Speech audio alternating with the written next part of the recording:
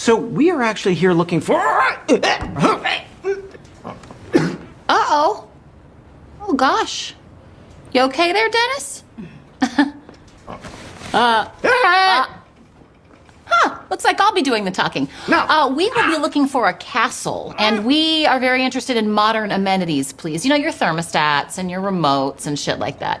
Are you jotting any of this down? Yeah, right. So, sorry, you caught me a little off guard is all. So you're looking for a castle. Is he all right?